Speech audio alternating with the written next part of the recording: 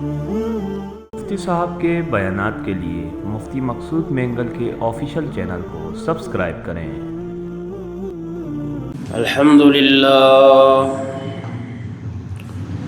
لله نحمده ونستعينه ونستغفره ونؤمن به ونتوكل عليه ونعوذ بالله من شرور أنفسنا ومن سيئات أعمالنا من يهده الله فلا مضل له ومن يضلل فلا هادي له ونشهد أن لا إله إلا الله وحده لا شريك له أرسله بالحق بشيرا ونذيرا وداعيا إلى الله بإذنه وسراجا منيرا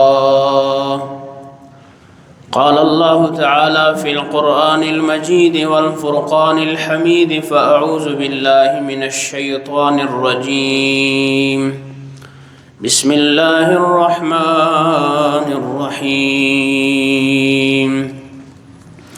وإنك لعلى خلق عظيم صدق الله مولانا العظيم وبلغنا رسوله النبي الكريم ونحن على ذلك لمن الشاهدين والشاكرين والحمد لله رب العالمين يا رب صل وسلم دائما ابدا على حبيبك خير الخلق كلهم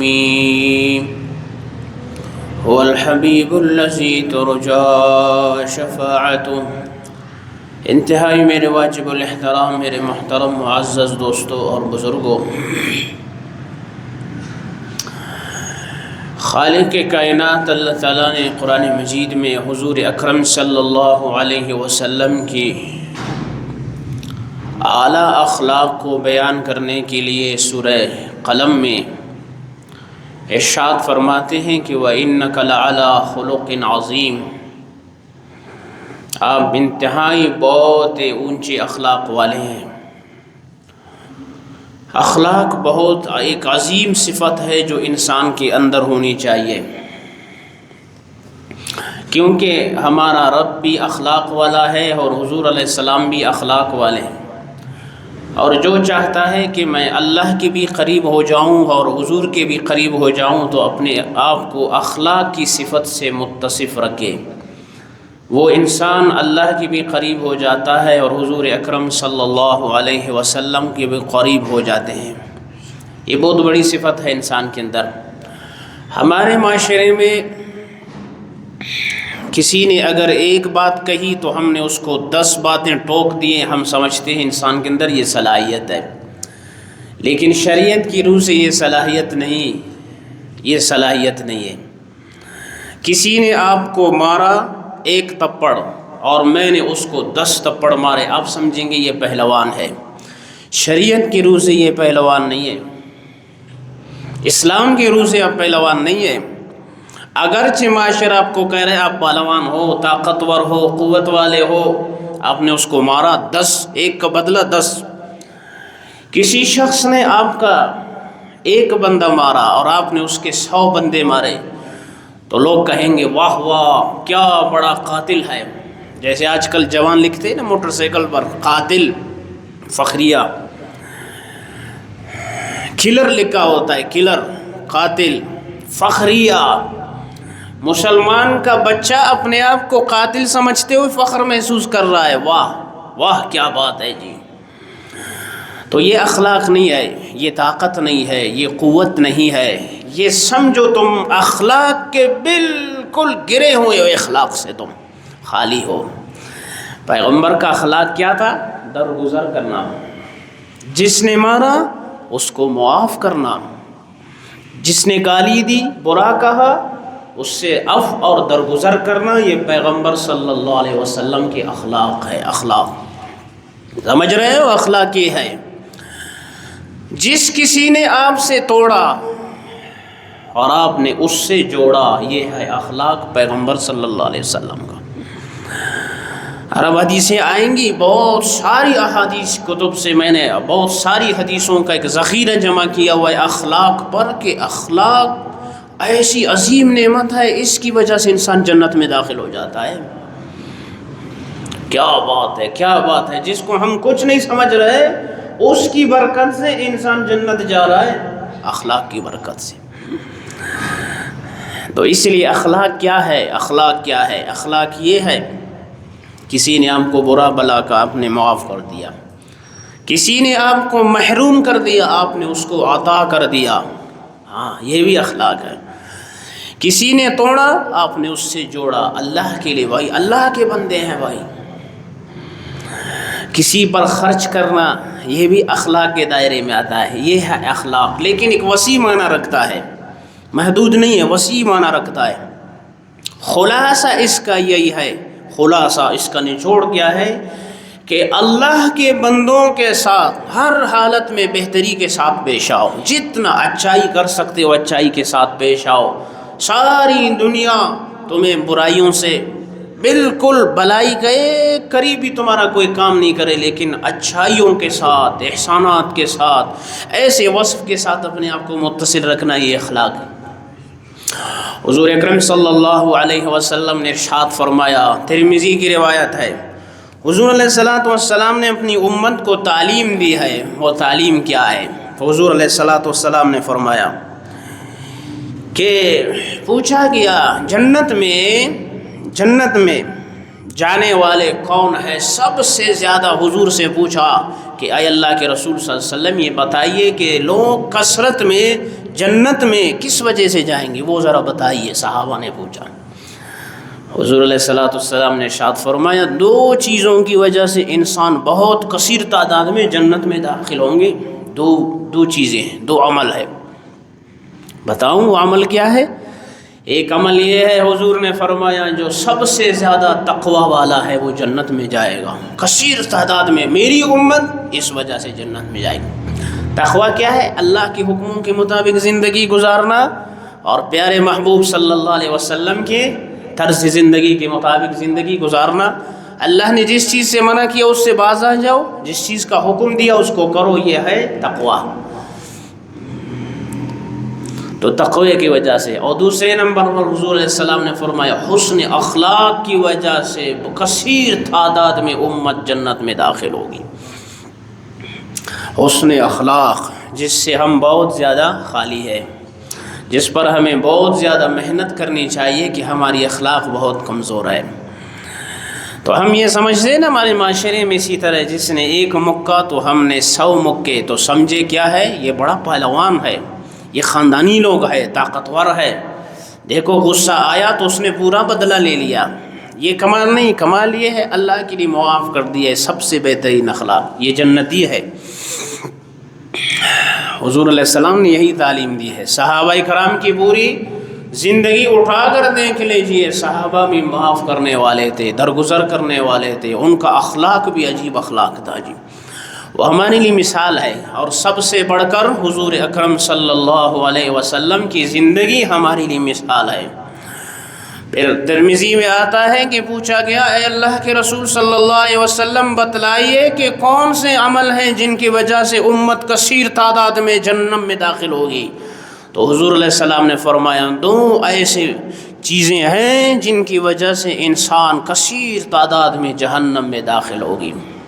دو چیزیں، ایک ہے انسان کی شرمگاہ اور ایک ہے زبان۔ ان دو کی وجوہات سے انسان کثیر تعداد میں جہنم میں داخل ہوں گے۔ تو ان دو چیزوں کی شر سے اپنے آپ کو بچائے رکھنا ہے، امت کو بھی بچا کے رکھنا ہے، اس زبان کو اپنے کنٹرول میں رکھنا، یہ کمال ہے۔ ہم جب مجلسوں میں بیٹھتے ہیں لگے رہتے ہیں، پتہ نہیں ہوتا ہے کیا ہو رہا ہے جی، اسی زبان سے ایسے کلمات ہم نکال لیتے، پتہ نہیں ہوتا ہے ہم کفر میں جا چکے ہیں۔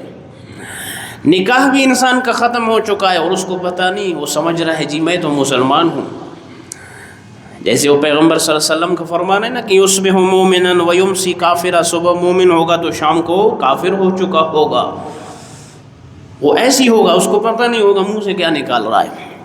اور دوسرا ہے ناف سے نیچے شرمگاہ، اس کا خیال حفاظت کرنا، اس سے بھی انسان کثیر تعداد میں جہنم میں جائیں گے، اس کو کنٹرول میں رکھنا۔ ایک ہے پیٹ کی غذا، ایک ہے نیچے شرم گاہ کی. وہ اگر حلال طریقے سے ہوگا تو جنت ہے، حرام ہوگا تو پھر جہنم لے کے جائے گی تجھے سیدھا. تو بہت سخت قسم کے، سخت ترین قسم کے اس پر عذاب ہے. اس لیے مسلمانوں کو چاہیے کہ جو شخص چاہتا ہے کہ جنت جاؤں تو اعلیٰ اخلاق کو اپناؤ. اعلیٰ اخلاق، دو چیزیں کرنے کی ہیں اور دو چیزیں نہ کرنے کی ہیں. کرنے والے کیا ہے؟ تقوی. اور دوسرا کیا ہے؟ حسن اخلاق، اچھا اخلاق. وہ اخلاق ایک جگہ نہیں ہے، گھر میں بھی ہے، معاشرے میں بھی ہے، دکان میں بھی ہے، بازار میں بھی ہے، ہر جگہ ہے. مسجد میں بھی ہے، مدرسے میں بھی ہے، خانقاہ میں بھی ہے، مرکز میں بھی. ہر جگہ آپ کا اخلاق اعلیٰ ہونا چاہیے. یہ نہیں کہ محدود ایک جگہ تک آپ کی اخلاق، باقی کوئی اخلاق مخلاق نہیں ہے جی.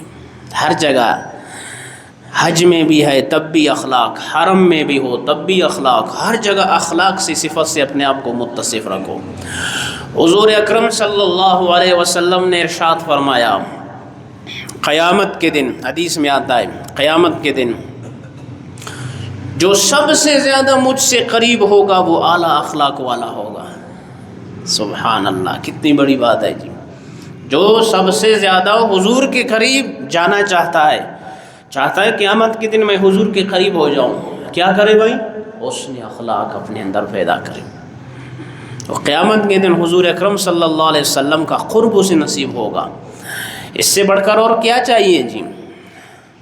وہ ایک عورت تھی، حدیث شریف میں آتا ہے کہ ایک عورت ہے، حضور علیہ السلام سے پوچھا گیا، اے اللہ کے رسول صلی اللہ علیہ وسلم، ایک عورت ہے بڑی تہجد گزار ہے، بڑی تہجد گزار ہے، اور دن کو روزے بھی رکھتی ہے، اتنا دیندار اور اتنی عبادت گزار ہے. یعنی دن کا بھی روزہ، رات کا بھی عبادت، یہ سب 24 گھنٹے کی اس کی سمجھو عبادت ہی عبادت ہے. لیکن یا رسول اللہ صلی اللہ علیہ وسلم، ایک کام وہ عورت کرتی ہے. کون سی کام ہے؟ فرمایا وہ منہ پٹ عورت ہے، بد اخلاق ہے. اس کے ہمسائے اس کی زبان کی شر سے محفوظ نہیں، اس سے تنگ ہے.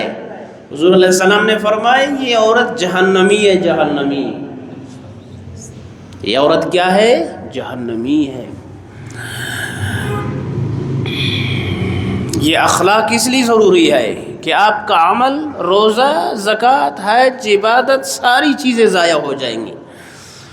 اور آپ کا اخلاق اتنا ضروری ہے کہ غیر مسلم آپ کے کردار کو دیکھ کے مسلمان بھی ہو سکتے ہیں. اگر ہمارے اندر یہ صفت ہو اخلاق والا، تو اس کو دیکھ کر ہمیں دعوت کی ضرورت بھی نہیں پڑے کہ وہ مسلمان ہو جا. وہ خود کہے گا تیرے کردار کو دیکھ کر میں چاہتا ہوں کہ محمد کا کلمہ پڑھوں. اپنے اندر ہم نے وہ اخلاق پیدا کرنی ہے جو ہمارے مسلم معاشرے میں بہت کم ہو چکا ہے. اس لیے ہر مسلمان کو چاہیے، مرد اور عورت، اپنے آپ کو اخلاق کی صفت سے متصف رکھو. یہ بہت بڑی اللہ تعالیٰ کی نعمت ہے. تو اس عورت کی بد اخلاقی کیا ہے؟ بد زبان ہے. ہمسائے اس کی بد زبانی کی وجہ سے تنگ ہیں اس سے، انتہائی منہ پٹ عورت ہے. تو حضور نے فرمایا اس کی تہجد ایک طرف، اس کی عبادت ایک طرف، یہ عورت جہنمی ہے. اس کی زبان کی شر سے اس کا پڑوسی محفوظ نہیں، تو اس کی عبادت سارے ایک طرف، یہ جہنم میں چلا گیا. اب میں اور آپ بھی اپنی زندگی میں ذرا دیکھیں کہ ہم کیا کر رہے ہیں. ہماری زبان سے کتنے لوگ محفوظ ہیں؟ ہاں بھائی، ہمسائے، دکاندار، تاجر، عوام، گھر میں عورتیں. اور عورتیں بھی سوچیں کہ ہماری زبان سے کتنے لوگ محفوظ ہیں، ان کو بھی دیکھنا چاہیے. ہمارے یہاں کمال سمجھا جاتا ہے جو منہ پٹ قسم کا آدمی ہوتا ہے، لوگ اس سے ڈرتے بھی ہیں بیچارے. کہتے ہیں بھائی اس سے دور رہو، یہ بہت بد اخلاق ہے. یہ کمال نہیں ہے، یہ کوئی گر نہیں ہے، یہ کوئی حسن نہیں ہے، خوبصورتی نہیں ہے. خوبصورت یہ ہے کہ اخلاق کے ساتھ پیش آؤ. ماتھا چومو مسلمان کا، خندہ پیشانی سے اس سے ملو، اس کا دست اور بازو بن جاؤ، اس کو محبت کے ساتھ پیش آ کر اس کا اکرام کرو. وہ کوئی برائی کے ساتھ پیش آئے اس کو سمجھاؤ پیار و محبت اخلاق کے ساتھ. اللہ کے فرشتے تم سے زمین میں محبت کرتے ہیں. کیوں؟ کیونکہ وَإِنَّكَ لَعَلَىٰ خُلُقٍ عَظِيمٍ، میرے اور آپ کا پیغمبر محمد عربی صلی اللہ علیہ وسلم سب سے بہترین اخلاق والا تھا. اور اخلاق نہیں، اعلیٰ اخلاق کے پیمانے پر حضور علیہ الصلوۃ والسلام تھے. تو ہم اپنی زندگیوں کے دیکھیں کہ ہم کیا کر رہے ہیں. جیسے مصنف ابن ابی شیبہ میں ایک روایت ہے، حضور علیہ الصلوۃ والسلام نے فرمایا مومن کو بہت ساری چیزیں دی گئی ہیں، اس میں سب سے جو بہترین چیز ہے وہ اخلاق ہے. کیا ہے بھائی؟ اخلاق ہے سب سے بہترین چیز. یہ مصنف ابن ابی شیبہ میں روایت ہے، حضور نے فرمایا بہت ساری چیزیں مومن کو دی گئی لیکن اس میں سب سے بہترین کیا ہے؟ اخلاق ہے. اور روایت میں آتا ہے کہ انسان کی بد اخلاقی اس کے سارے اچھے عملوں کو ضائع کرتا ہے. اور حدیث شریف میں آتا ہے وہ کیسے ضائع؟ جیسے آپ نے دیکھا ہے کبھی اولے پڑتے ہیں نا، اولے، اور جب یہ سورج کی گرمی دھوپ ان پر پڑتی ہیں تو وہ پگھل جاتی ہیں. حضور نے فرمایا بد اخلاق انسان کے اچھے عمل اس طرح ضائع ہو جاتے ہیں، اس کے سارے اچھے عمل ضائع ہو گئے. اسی لیے حضور علیہ الصلوۃ والسلام نے ارشاد فرمایا، حدیث میں آتا ہے کہ سب سے بڑا مسکین کون ہے؟ تو صحابہ نے پوچھا اللہ کے رسول صلی اللہ علیہ وسلم، اور صحابہ نے بتایا کہ اللہ کے رسول صلی اللہ علیہ وسلم آپ ہی بہتر جانتے ہیں. مسکین تو ہم وہ سمجھتے ہیں جو دنیا میں ظاہری حالت میں اس کا غریب ہوگا بیچارہ، اس کو ہم مسکین سمجھتے. حضور نے فرمایا نہیں یہ مسکین نہیں ہے. مسکین کون سا ہے؟ وہ شخص ہے جو دنیا میں کسی کا مال ہڑپ کیا ہوگا، کسی کو گالی دی گئی ہوگی، کسی کی غیبت، کسی کے چغل خوری، بہتان، مطلب جو اس کے گندے کرتوت ہے اس نے کیے ہوں گے. ساتھ میں روزہ بھی رکھا ہوگا، ہاں، زکوٰۃ بھی، حج بھی، نوافل بھی، عبادت بھی، ذکر بھی، فکر بھی، سب کچھ کیا ہوگا. اب قیامت کے دن جب ایسا بندہ آتا ہے تو اللہ تعالیٰ فرماتے ہیں وہاں تو سکے مکے چلتے نہیں ہیں، پیسہ ہے نہیں. وہاں کیا ہوگا بھائی؟ عملوں کے تبادلے ہوں گے. عمل تو لوگ آئیں گے، یا اللہ اس نے میری غیبت کی ہے، فرمائے گا نماز اس کو دے دو، اس کی ساری نمازیں اس کو دے دو بھائی. ہاں، کوئی کہے گا مجھے مارا ہے، ہاں زکوٰۃ اس کو دے دو بھائی. کوئی اور آئے گا حق مانگنے والا کا، حج اس کو دے دو، فلاں عبادت اس کو دے دو.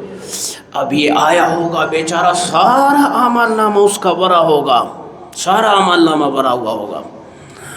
لیکن جائے گا کیسے؟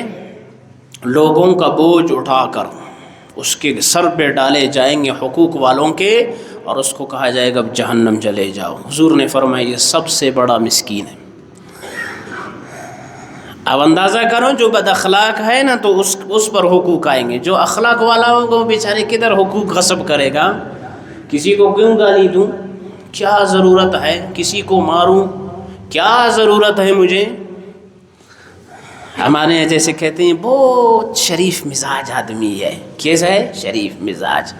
یہ شریف مزاج بنو، یہ اللہ کو بھی پسند ہے، محمد رسول اللہ صلی اللہ علیہ وسلم کو بھی پسند ہے، سب کو پسند ہے. اور اللہ کا قرب اور حضور کا قرب یہ اخلاق انسان کو نصیب ہو جاتا ہے قیامت کے دن.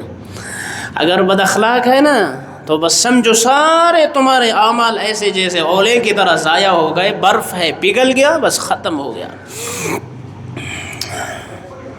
صحابہ کرام رضوان اللہ علیہم اجمعین جو بڑے تھے وہ آئے غریب قسم کے. صحابہ میں بھی دو طبقے، صاحب حیثیت بھی، جیسے ہمارے اندر ہوتے ہیں صاحب حیثیت بھی ہوتے ہیں، غریب بھی. تو جو غریب طبقہ ہے وہ آئے حضور علیہ الصلوۃ والسلام کے پاس کہ اللہ کے رسول صلی اللہ علیہ وسلم ہم بہت غریب آئے. جو مالدار صحابہ ہے ان میں ایک جذبہ ہوتا تھا کہ سب سے زیادہ ہم عمل کریں، روزہ ہو، نماز ہو، تہجد ہو، اوابین ہو، اشراق ہو، اخلاق ہو، تہجد ہو، تفسیر ہو، مطلب جو بھی سب کچھ. تو وہ آئے حضور علیہ السلام کے پاس، اللہ کے رسول صلی اللہ علیہ وسلم ہم سے یہ جو امیر صحابہ ہے یہ لوگوں پر صدقہ بھی کرتے ہیں، مال خرچ بھی کرتے ہیں، یہ ہم سے نمبر لے گئے، ہمیں کوئی ایسا عمل بتائیے کہ ہم وہ کریں تاکہ ہم بھی ان سے بڑھ جائیں. تو حضور علیہ الصلوۃ والسلام نے ارشاد فرمایا آؤ میرے صحابیوں تمہیں وہ عمل بتاتا ہوں. وہ عمل کیا ہے؟ فرمایا ہر فرض نماز کے بعد 33 مرتبہ سبحان اللہ پڑھا کرو. کتنی؟ 33 مرتبہ. 33 سبحان اللہ، پھر 33 مرتبہ الحمدللہ، پھر 34 مرتبہ اللہ اکبر پڑھو. بس جنت تک پہنچ جاؤ گے، جنت تک پہنچ جاؤ گے. اب صحابہ خوش ہو گئے جی، صحابہ خوش ہو گئے. ہر صحابی بیٹھا ہوا ہے، فرض نماز کے بعد لگا ہوا ہے سبحان اللہ الحمدللہ اللہ اکبر، سبحان اللہ الحمدللہ اللہ اکبر، سبحان اللہ. کہ ہمیں ایسا عمل حضور نے بتایا کہ سیدھا جنت تک پہنچ جائیں جی. اب جو امیر صحابہ تھے، حدیث میں آتا ہے، انہوں نے دیکھ لیا کہ یہ کیا کر رہے ہیں، یہ جو صحابہ لگے ہوئے ذکر کر رہے ہیں، یہ ہر کونے میں لگا ہوا، یہ کیا چیز ہے. تو ان کو کہیں سے یہ نسخہ مل گیا کہ حضور نے ان کو عمل بتایا ہے جنت والے، تو ان کو بھی یہ ذکر مل گیا، انہوں نے بھی شروع کر دیا. اب غریب صحابہ پریشان ہو گئے، وہ پھر آئے اللہ کے رسول صلی اللہ علیہ وسلم، انہوں نے تو وہ عمل بھی شروع کر دیا امیر صحابہ نے، اب ہم کیا کریں. تو حضور علیہ السلام نے فرمایا ذالک فضل اللہ یؤتیہ من یشاء، یہ تو اللہ کا فضل ہے، جس کو چاہے عطا کر دے. اب انہوں نے لے لیا، وہ بھی کر رہے ہیں جی. لیکن ایک بات حضور علیہ السلام نے ارشاد فرمائی، روایت میں آتا ہے، آخر میں وہ حدیث ہے کہ حضور نے فرمایا بس تم میں سب سے بہترین وہ ہے جس کا اخلاق سب سے اعلیٰ ہو، وہ سب سے پہلے جنت میں جائے گا جی. سب سے زیادہ اونچا اخلاق. تو اس لیے اونچی اخلاق ضروری ہے، جس کو ہم توجہ ہی دیتے نہیں اور دیکھتے بھی نہیں. کیا ہے؟ اللہ کے نبی صلی اللہ علیہ وسلم نے کس طرح فرمایا کہ اس کا شان کتنا اونچا ہے جو اونچا اخلاق رکھتا ہو. آج کل ہم اس سے عاری ہے میرے دوستو بزرگوں، اس پر غور و فکر کرنا چاہیے. کیوں ہم اخلاق سے عاری ہے؟ حضور علیہ السلام کی زندگی کا جب ہم مطالعہ کرتے ہیں، حضور علیہ السلام سفر پر جا رہے ہیں، ایک یمنی قسم کی چادر حضور نے پہن رکھی تھی. تو حضور علیہ السلام کی چادر گلے میں، تو ایک بدو اعرابی آیا، اس نے زور سے وہ کھینچا ایسا رومال، کہا محمد. ہاں، وہ جو دیہاتی قسم کے لوگ ہوتے ہیں نا، وہ بیچارے تہذیب سے ناواقف لوگ ہوتے ہیں. تو اس نے ایسا زور سے کھینچا، کہا ہم لوگ کو خدا تمہارے پاس مال بہت ہے، ہمیں مال ہی نہیں دیتے ہو. تو حضور علیہ الصلوۃ والسلام صحابہ فرماتے سخت غصے میں آ گئے، سخت. صحابہ فرماتے ہیں حضور کے گردن مبارک سرخ ہو گیا. کہ کیسے ہو گیا بھائی؟ سرخ ہو گیا، لال ہو گیا. صحابہ بہت غصے میں آ گئے. حضور علیہ السلام فرمایا، اس کی طرف دیکھا اور ہنس پڑے. اللہ، کیسا اخلاق تھا بھائی، کیسا اخلاق تھا حضور کا. ہم ہوتے تو انشاءاللہ ایسا تمانچہ دیتے کہ وہ انا للہ و انا الیہ راجعون ہوتا، ولا کا بلا دیتا. وہ سنو، تم نے تو فلانا ملک کو کھینچا ہے، خان و ٹکری کو کھینچا ہے، سردار کو کھینچا ہے، تم جائے گا کدھر؟ اب تو تیرا گردن ہی جائے گا، اب تو تیرا گردن جائے گا. اور ہم کس کے ماننے والے ہیں؟ محمد رسول اللہ صلی اللہ علیہ وسلم کے ماننے والے. جس محمد نے ہمیں صلی اللہ علیہ وسلم نے یہ تعلیم دی ہے کہ میں نے بھی درگزر کیا ہے، تم بھی معاف کرو بھائی. جب یہ بلوچوں کے میڑ مرکے ہوتے ہیں، پٹھان تھوڑے دل میں نرم ہے، یہ بلوچ خدا کی پناہ ہے، پتہ نہیں کیا ہے یہ لوگ. پٹھانوں کا جتنا بھی غضب کا میڑ ہوتا ہے اس میں جاتے ہیں، وہ عالم کو دیکھتے ہیں بیچارے پگھل جاتے ہیں، عزت دیتے ہیں، بٹھا دیں. یہ بلوچ لوگ تو بھائی نا بابا، میڑ نہیں ہوئے گا، ٹھیک ٹھاک قسم کا بدلہ لینا ہے. میڑ کیا ہے؟ میڑ وہ لاکھ آپ عالم بھی لے جاؤ، سید بھی لے جاؤ، مفتی بھی لے جاؤ، قاضی بھی لے جاؤ، ساری زمین آسمان ایک کرو، ان پر معاف درگزر والا یہ قصہ نہیں ہوگا، وہ بدلہ لینے والے. تو اس لیے اپنے آپ سے یہ جذبے والا انتقام نکالو، انتقام اور جذبہ اس کو نکالو اپنے سے. بھائی معاف کرنا سیکھو، کیونکہ اللہ کو معاف کرنا پسند ہے، حضور کو بھی پسند ہے. حضور علیہ السلام نے اس اعرابی کی طرف دیکھا اور دیکھ کر مسکرایا. کیا کیا بھائی؟ مسکرایا. جیسے ہمیں کوئی تپڑ مارے اور ہم مسکرائیں، واہ واہ بہت مشکل ہے، یہ تو بہت مشکل ہے. انشاءاللہ یہ سب مکہ لگے گا نا، ایک سنایا روائی، ایک قسم کا دانت بھی اس کے منہ میں نظر نہیں آئے گا، ٹھیک ٹھاک اس کا علاج ہوگا. ہمارا ایمان یہ ہے. لیکن پیغمبر صلی اللہ علیہ وسلم کا اخلاق یہ ہے، حضور نے اس کی طرف مسکرایا اور فرمایا دے دو، صحابہ کو فرمایا کچھ مال ہے دے دو اس کو بھائی، یہ مانگ رہا ہے۔ کیسا اخلاق تھا سبحان اللہ، ہم سوچ بھی نہیں سکتے۔ تو صحابہ نے بتایا کہ اخلاق ہے کیا چیز، اب سمجھو اس کو۔ اخلاق کہتے ہیں اپنی منشا کے مطابق نہیں چلنا ہے، اپنے نفس پر آپ نے ایک بڑا پتھر رکھنا ہے۔ اب جو لوگ بد اخلاقی کے ساتھ پیش آئیں، آپ کو گالی دے، مارے، برا بلا کہیں، کچھ بھی کہیں، آپ نے دیکھنا ہے تو محمد رسول اللہ کی سیرت کو دیکھنی ہے، آپ نے دیکھنا ہے تو رب العالمین کے حکم کو دیکھنا ہے، جہاں قرآن کہتا ہے والعافین عن الناس، والعافین عن الناس، جو لوگوں کو کیا کرنے والے، معاف کرنے والے۔ یہ مومنون کی صفات اللہ تعالیٰ قرآن میں بیان فرما رہے۔ تو اس لیے مسلمانوں، جو شخص چاہتا ہے جنت پہلے پہنچ جاؤں، اخلاق اپنا ٹھیک کرے، سیدھا جنت پہنچے گا۔ حدیث کی روح سے پیغمبر فرما رہے ہیں، جس پر ہمیں کیا ہے، بہت محنت کرنی پڑے گی، یہ آسان کام نہیں ہے۔ جیسے کسی نے بھائی واٹس ایپ پر لگا دیا بھائی، یا ادھر کر دیا یا ادھر کر دیا بھائی، اخلاق ایسا کرو ایسا کرو، نہیں، یہ ہر ایک کو، میں اپنی ذات کو بھی مخاطب کر رہا ہوں، آپ کو بھی مخاطب کر رہا ہوں، مردوں کو بھی اور عورتوں کو بھی، سب کو۔ یہ گھروں میں جو لڑائی جھگڑے فسادات ہیں، یہ کیا وجہ ہے؟ برداشت نہیں ہے نا۔ اگر نفس پر ہم لوگ ایک بڑا پتھر رکھ لیں اور کہے کہ بھائی کسی نے گالی دی ہے، برا بلا کہا ہے، نہیں ہو سکتا ہے۔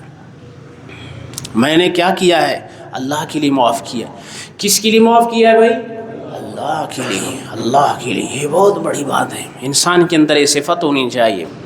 تو درگزر یہ بہت بڑی چیز ہے، ہمارے معاشرے میں یہ چیز نہیں ہے۔ ہم کہتے ہیں کہ بدلہ، اور یہ کوئٹہ خشک بھی ہے، ہمارے لوگ بھی خشک ہے، سارے ایسے خشک ہیں کہ اللہ کی بنا۔ کسی کو اگر بولو کہ صف درست کرو، ادھر بھی وہ ایسا دیکھتا ہے، کس کو بول رہا ہے بھائی؟ یہاں تو بڑی قدم کو پونک کے رکھنا پڑتا ہے، بڑے غضب کے لوگ ہیں ادھر، بلڈ پریشر منٹوں میں ہائی ہوتا ہے بندے کا۔ کسی نے مونچوں کو تاو دیا بھائی، لڑائی شروع ہو گیا۔ کمال ہے، ایسے مونچوں والوں کو اٹھا کے لٹکاؤ، پتہ چلے کیسے مونچے ہیں تمہارے۔ اور کسی نے تھوک دیا بھائی، تھوک پہ لڑائی شروع ہو گئی۔ ہم تو بالکل جہالت کے نچلے درجے میں ہیں، سب سے گھٹیا لوگ ہم ہیں جی۔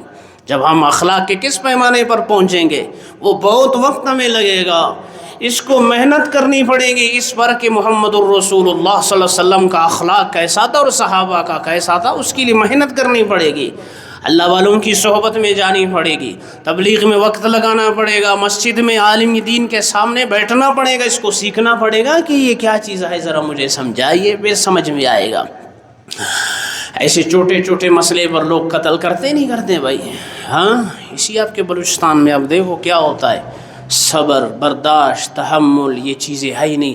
بس کسی نے مونچے تاؤ دیا، بس اس نے بھی تھاؤ دیا، ادھر سے بھی لڑائی، ادھر سے بھی لڑائی، ادھر سے بھی 3 قتل، ادھر سے بھی 5 قتل۔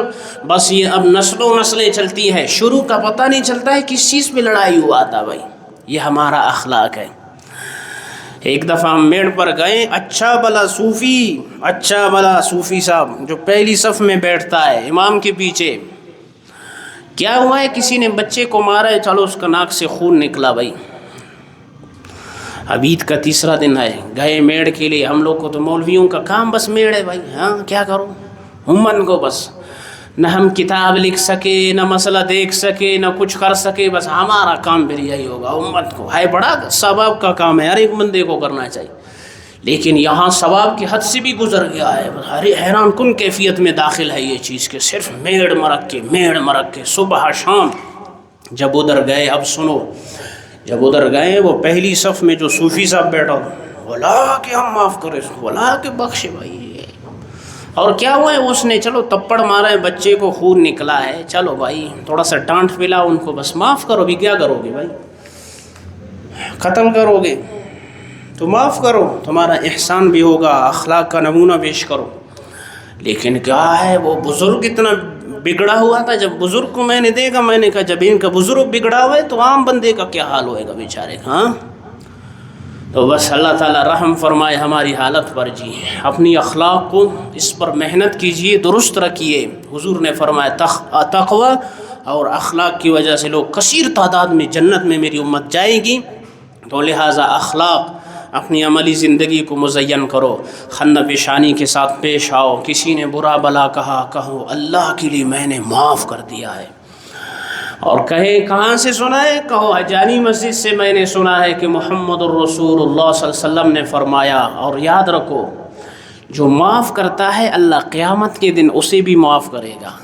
ہاں قیامت کے دن حدیث میں آتا ہے زمین والوں پر رحم کرو، آسمان والا تم لوگوں پر رحم کرے گا. یہ خدا کے فیصلے ہیں. زمین والوں پر رحم کرو، اللہ تم پر رحم کرے گا. تو جب تم زمین والوں کو معاف کرو گے اللہ تمہیں معاف کرے گا، انشاءاللہ کرے گا، اور ضرور کرے گا. اللہ بہت مہربان ذات ہے. بنی اسرائیل کے وہ تاجر کا واقعہ یاد ہے تم لوگوں کو؟ جب وہ مر گیا ایک تاجر، حدیث میں آتا ہے بنی اسرائیل کا، تو بتایا گیا کہ بھائی حضور علیہ السلام نے حدیث میں یہ واقعہ بیان کیا ہے. اللہ کی بارگاہ میں جب اس کی پیشی ہوئی، بڑا تاجر تھا، اس سے پوچھا گیا کوئی عمل بتاؤ، کوئی اچھا عمل جو تم نے کیا ہو. تو اس نے سوچا، کہا یا اللہ کوئی عمل نہیں، کوئی ایسا میرے ذہن میں تو نہیں ہے. اب تاجر کے ذہن میں کیا ہوگا بھائی؟ ہاں وہ اپنے شعبے کے متعلق ہوگا. تو اللہ تعالیٰ نے پھر پوچھا بتاؤ کوئی اور عمل سوچو. تو اس نے کہا یا اللہ میں ایک عمل کرتا تھا جو مجھے یاد ہے. مجھ سے لوگ قرضہ لے جاتے تھے، غریب بھی لے جاتا تھا امیر بھی. غریب جب لے جاتا تھا وہ بیچارہ پریشان حال، تو میں کہتا تھا اللہ کے لیے معاف کر دیا ہے. سبحان اللہ. کس کے لیے معاف کیا ہے بھائی؟ اللہ کے لیے. یہ احسان ہے، یہ بہت بڑی صفت ہے انسان کے اندر ہونا چاہیے. اللہ کے لیے میں نے معاف کر دیا ہے. امیر لوگ جب نہیں دیتے تھے تو میں ان کو مہلت دیتا تھا، چلو مسئلہ نہیں ہے بھائی اللہ کے بندے ہیں، پھر مہلت، پھر 2 مہینے 5 مہینے. تو اللہ تعالیٰ نے فرمایا، حضور علیہ السلام فرماتے ہیں اللہ تعالیٰ نے اس بندے کو کہا دیکھو احسان میری صفت ہے جس کو آپ نے اختیار کیا تھا، تو دنیا میں لوگوں کو معاف کر رہا تھا، آج میں نے تجھے معاف کر دیا ہے، جاؤ تیری بخشش ہو گئی ہے. یہ حوالے کے ساتھ میرے ساتھ کتاب میں موجود ہے جی. تو جب بندوں کے ساتھ اچائی کے ساتھ اخلاق کے ساتھ احسان کے ساتھ پیش آؤ گے، خدا کی قسم انشاءاللہ وہ اللہ اتنا مہربان ہے اس کو کبھی ضائع نہیں کرے گا. قیامت کے دن اللہ ہمیں بھی اسی طرح معاف کرے گا. جاؤ تو نے میرے بندوں کو معاف کیا، آج میں نے تمہیں معاف کیا ہے. اس لیے میرے محترم دوستو بزرگوں، اخلاق کو اپنائیں گے انشاءاللہ، معاف کرنا سیکھیں گے انشاءاللہ، اللہ کے بندوں پر خرچ کرنا سیکھیں گے انشاءاللہ. اللہ تعالیٰ سب کو توفیق عطا فرمائے. یہ جذبے سلامت رہے ایسے مسلمانوں کا. اور اس میں کتاب میں ایک نقطہ لکھا ہوا ہے کہ جو شخص حرام کھاتا ہے اس میں بھی بد اخلاقی پیدا ہوتی ہے حرام کھانے سے. یہ بھی بہت بری خصلت ہے، اس سے بھی اپنے آپ کو بچائے رکھیں. اب جیسے یہ یہودیوں کو سپورٹ کرنے والا ہے، کیسے میکڈونلڈ ہے، کیا بلا ہے میکڈونلڈ ہے، کیا ہے اس کا نام؟ ہم لوگوں نے تو کھانا خراب کا نام ابھی تک نہیں پتہ ہے. لوگ اسی کا برگر کھاتے ہیں، اسی کا چپس کھاتے ہیں. کیوں؟ یہودیوں کا چپس جو ہے ظاہر ہے وہ خنزیر کے گوشت میں برگر میں ملا ہوتا ہے، مکس ہوتا ہے، وہ ٹیسٹی ہوتا ہے، مزہ آتا ہے مسلمانوں کو. تو پھر اخلاق بھی ہم لوگوں کا وہی ہوتا ہے. اس لیے جو یہودیوں کو سپورٹ کرے نا، ایسی چیزیں بالکل نہیں کھاؤ. جو بہترین اور سادہ غذا وہ کھاؤ، پھر وہی حلال. جیسے جانوروں کے بارے میں آتا ہے، گدھا کھاؤ گے گدھے کا گوشت تو گدے والی چیزیں آپ کے اندر خصلتیں پیدا ہوں گی. خنزیر کا گوشت کھاؤ گے تو خنزیر کے اندر بے حیائی کی صفت ہے، انسان کے اندر بے حیائی پیدا ہوتی ہے. اونٹ کا گوشت کھاؤ گے، یہ لکھا ہے فقہ کے مسائل والی کتابوں میں لکھا ہے، اونٹ کا گوشت کھاؤ گے تو ضدی بن جاؤ گے. بکرے کا کھاؤ گے تو برداشت پیدا ہوگا جی. تو جس چیز کا گوشت کھاؤ گے وہی چیز. اب مرغی کا کھاؤ گے تو بس ماشاءاللہ نیند آتی رہے گی، ایسے مردے کی طرح پڑے رہیں گے. اب اس مرغی کو دیکھو کھانا خراب کو، یہ جدھر جاؤ لینے کے لیے نا وہ ایسا لپیٹ کے اس کو رکھتا ہے جی. وہ بیچارہ ایسا کہتے ہیں کہ جلدی بس ذبح کرو بھائی. ہم بھی ایسے مسلمان ہیں، مرنے کے لیے تیار ہے کہ بھائی اسرائیل جلدی سے آئے، قبر میں چلے جائیں گے. تو مرغی کا گوشت کھانے کے وہ پھر ایسے اثرات ہوتے ہیں. تو اللہ تعالیٰ سے دعا ہے اللہ تعالیٰ ایسی چیزوں سے ہم سب کی حفاظت فرمائیں جی. اپنے آپ کو حلال چیزوں کی طرف لے آؤ جو سب سے بہترین ہے، ٹھیک ہے نا. کسی نے مسئلہ پوچھا ہے وہ ساتھ میں وہ مسئلہ بھی بیان کر دوں پھر بہتر ہے، وقت لگتا ہے، آپ لوگ کا وقت بھی بہت قیمتی ہے کہ آج کل علماء نکاح پڑھاتے تو ان کو کتنا ہدیہ دینا چاہیے؟ مسئلہ سمجھ میں آ گیا؟ سوال، ایک عالم نے نکاح پڑھایا، چونکہ ہمارا معاشرہ بہت بے حصہ ہے، یہ سب کو پتہ ہے، ہم ایسے معاشرے میں رہتے ہیں کہ بالکل بے حصہ ہے۔ تو ایک مولوی صاحب نکاح پڑھایا، کہتے اسی آپ کے کوئٹہ میں وہ خود کارگزاری سنا رہا تھا، تو اس نے پوچھا بھائی مولوی صاحب ناٹ مسور وہی بس اخص کے ڈول والا تے سروے بس ہمو دکھنے وہ بس انداخص برابر ہی بس، ہاں سمجھ میں آ گیا؟ جتنا ڈول والے کو دیا اتنا مجھے دے تو بس ہو جائے گا جی۔ واہ کیا مسلمان ہے! مجھے لے جاتے نکاح کے لیے تو مجھے بھی شرم آتا ہے بھائی، یہ آج کل رجسٹریشن میں والا جنجال ہے نا، ویسے ہم لوگ مفت میں نکاح پڑھاتے ہیں، یہ پیسوں کا تمہارا ضرورت بھی نہیں۔